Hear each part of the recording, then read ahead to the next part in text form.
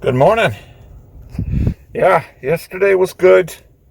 I did 29 trips, made $222. So back to making the money. Trying for the Quest this weekend.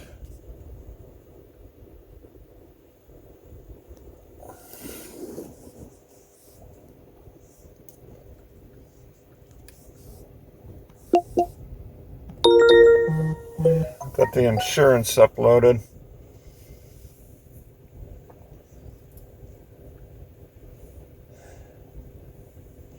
As you guys know, I'm always showing you what my progress is. As you can see, I get pretty good compliments. 1,247, 100% satisfaction rate.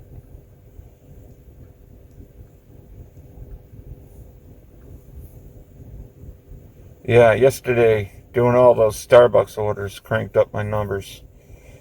So yeah, I'm doing good this week.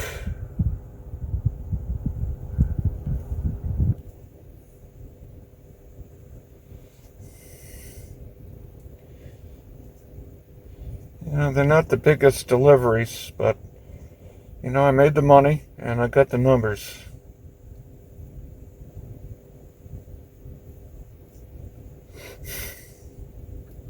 $0.50 tip. What the Oh my god.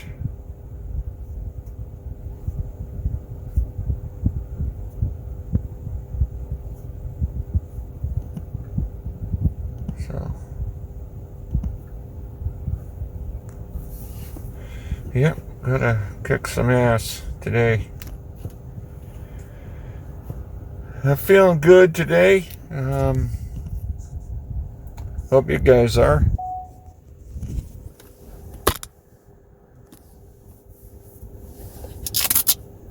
I ran out of the water that I like to drink, so I'm trying this body armor stuff, the pH balance level stuff.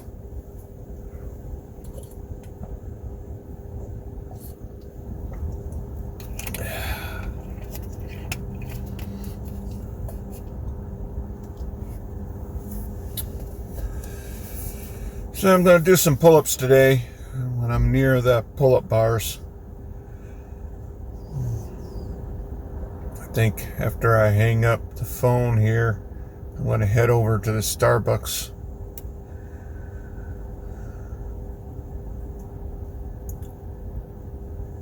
Yep. So I did a calculation. This year, before adjusting the miles, I would have owed $2,500. So then I was like, okay, I will. I'm gonna guesstimate that I'm gonna owe $3,500. So then I added that on top of my monthly bills, and then the cost of tires and new brakes. So I'm gonna have on my savings $9,000. And I already have that, actually. But, of course, I'm not touching the $5,000. Put that aside. So, once I have the $9,000 or the $8,500 put aside, then I know that I'm pretty much good for that for the year. So then when it comes to tax time, hopefully I will not have had to have tapped into the monthly bill part of it. So then I won't have a big deal after all my deductions next year. So then I can continue to, of course, pay my bills and get ahead on the car and have that set aside. I think that's the plan. The goals, setting goals is good. It helps you structure your day, knowing how much you have to make each day. Parking mode on. So yeah, I don't really have a problem with motivation. If I didn't have any debt, and I probably wouldn't work as much, and then it wouldn't be a big deal because I'd be out doing other things. So when you have that kind of pressure, it's not that hard to stay motivated, right? So yeah, things are working out though. I'm getting out there and I'm getting it done. Still, of course, finding the time to do the fitness stuff, which is important. Staying on top of my diet, not eating terrible foods. So, yeah, other than that, I'm going to continue to save and save for the future. Which, I think about it often. It's like if I did this years ago, decades ago. I guess living in regret is not something to do, and so therefore you don't do it. But yeah, if I could have did it differently. But I still got plenty of time before I'm that age, you know what I mean? So now that I know, I know, you know what I mean?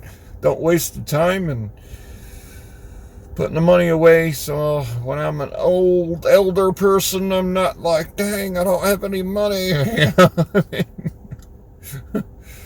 So, and that is the reason why, I'm not investing really in the stock market yet, because I'm not going to invest money that I need, because obviously you might lose it. It's not a guarantee that you're going to keep the money you invest, right? So, yeah, I'm not going to do that. I'm not going to play that game. I'm just not willing to do that because of the consequences, But the hydrogen stuff, actually they're making e-fuels. That's pretty cool. That won't give any bad emissions at all, and yet will work in your combustion engine. That's pretty cool too. And that's a good option. Don't put all your eggs in one basket. Have the hydrogen. You got your electric, and now this e-fuel stuff. I mean, that's good. Then it's a little bit better. So that's what I would invest in.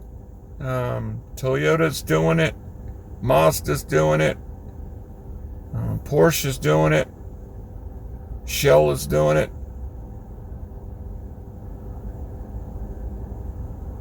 So, alrighty. I'm going to get moving. I don't want to sit here all day. I'm going to go over to that Starbucks. I mean, the Starbucks, the drop-off is going to be close.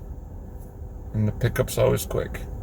You can really crank up the numbers. I mean, I know I've said that before, but you can definitely maintain. I drove 188 miles yesterday, and I'm $40 plus after $1 a mile, and I'm happy with that. If I can average over $1 a mile in this vehicle, it's good. I'm gonna pay the car off. You know what I mean? That's a good value. That's the best I've ever done, really, sustained wise. I mean, Thursday was a shit day. It was just terrible. It was like 6 trips all day. Didn't get any requests at all. It was crazy. I'm like, what the fuck is going on, man? It was insane. But it's the roller coaster, man. Then what happened the next day? Kicked ass. You know what I mean? Was busy all day. Boom, made the money. You know what I mean? You ride the wave. You know what I mean? That's the way it is. Up and down, up and down. But yeah, I made up for it. So, if it's dead and I can pretty much predict it, I think that's what I'm going to do, is do Amazon and then work out. You know what I mean? It just, you can see the patterns. Don't sit in the car when you can do other things. You know what I mean? So, yeah, ups and downs, man. Ups and downs. But yeah, that's, yeah, I was a successful driver. I wasn't nearly as good as the Gigolo in Chicago. I know that I would have been a better driver in Chicago, earn-wise, because I definitely drove all day. And if, in Massachusetts, I was doing 25 to 30 trips a day. I'm not saying that I would have been as good and efficient as the Gigolo is there, but I know that in that market, like in the Boston market, but Boston was 2 hours away. So, yeah, I would have been better. My efficiency to the dollar would have been better, like it is now. Because let me see here. I think 188 miles.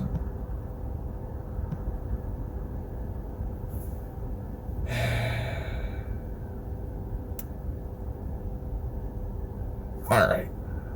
Get your brain out of your ass.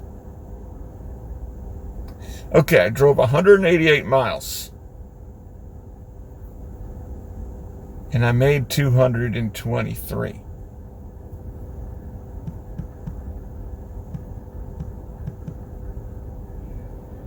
I think that's it. I don't know what the fuck. I was doing a percentage. All right. So it's $1.18 a mile. That's not bad. And I'm going to get back to 58 cents. Then I'm not getting taxed. I'm not getting taxed 58 cents out of that. So essentially, I get it back. You know what I mean? You do. You get it back. Essentially, you know what I mean? It doesn't matter. It's not taxed because then you can deduct it. So then you're not getting taxed on it. You know what I mean? So it's kind of the same. It's different, but it works out to be the same, right? I mean, it does.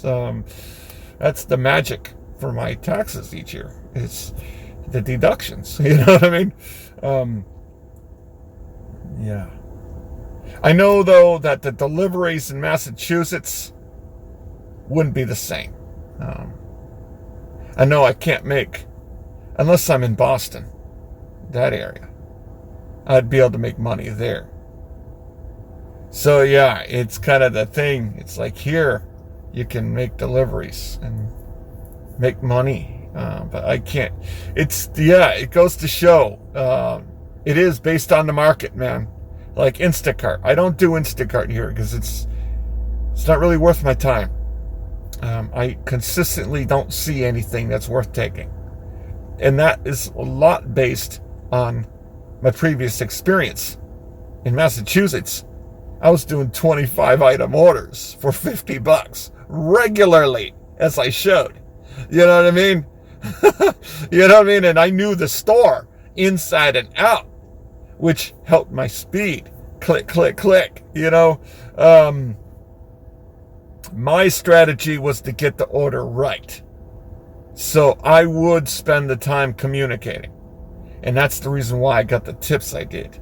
I would often get like $50 tips in cash on top of the order. You know what I mean? And that's why I maintained a 5.0 the whole time, So, yeah. So it's different market, different experience, man. So this delivery for Uber, the reason why, I don't really want to veer away from Uber is because when it comes to, I got $267 from the proposition money, which was good, which kind of offsets when I missed the Quest, because I was missing the Quest the last 2 weeks.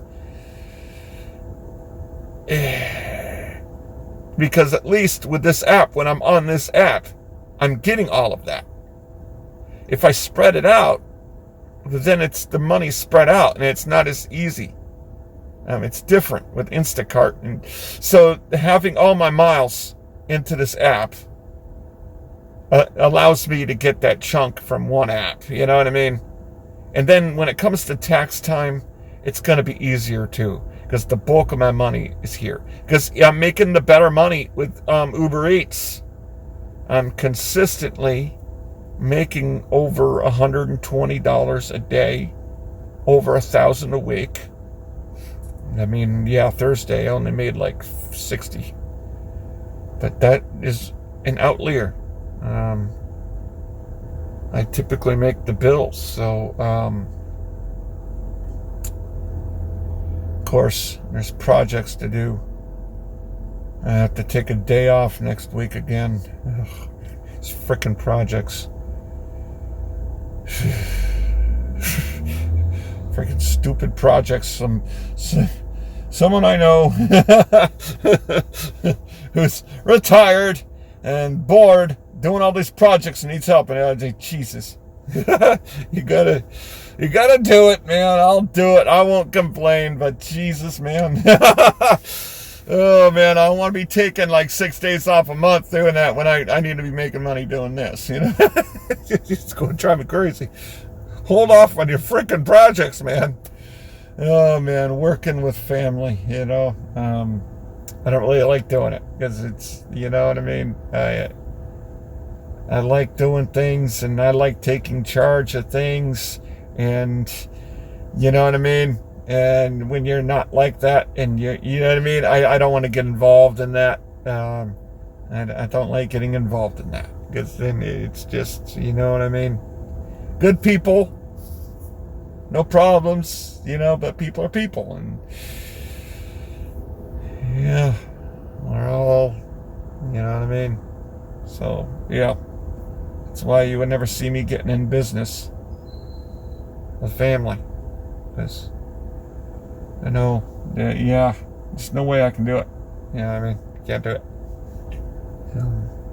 I don't like I'm not a person that bosses people around and shit, but you know what I mean? You don't boss me around either. You know what I mean? Don't like doing that. Oh, man. Nope. Not my style, man. But yeah, you do what you do. Yeah. You gotta help out. I have no problems doing that. But so, okay, I will let you go and see you later.